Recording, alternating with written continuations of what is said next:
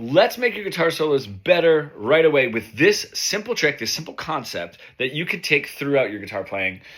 If you know your minor pentatonic, you feel like you're playing a little bit of like blocky, kind of boring guitar solos. When someone comes to work with us, a lot of the time they'll say, how do I start? Where do I start? Okay.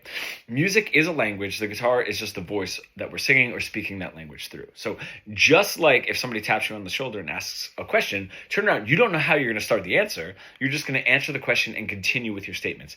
That's what we have to do here. Just jump in, right?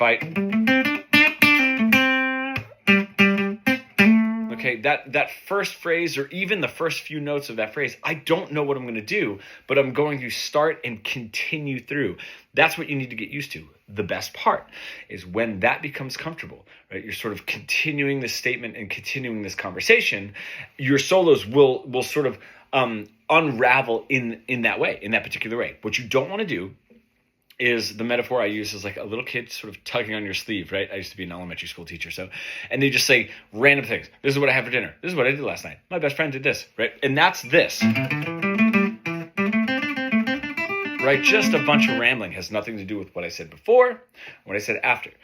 So there are a bunch of repetition techniques that I go through in other videos to train your ear to say, okay, I know what I just said, and I know where I want to take this conversation because, again, music is a language. Now for the tricks. Just start repeating. I promise you, if you're playing or you're about to start, right? If you're rambling, you can almost think of getting out of the ramble as a start, or if you're about to start your solo. If you come in rambling for a solo, that's a bad start, right? If you come in,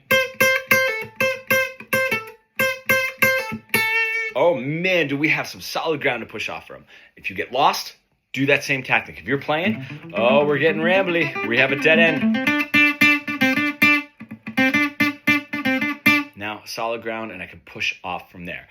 Don't always start on beat one and the one of the scale. It's something that we all have in a jam session. 2, 3, 4, 1, 2.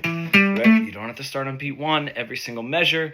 And you don't have to start on the one of the scale. Okay, and don't be afraid of repeating and giving us actual phrases that are going to tell a story.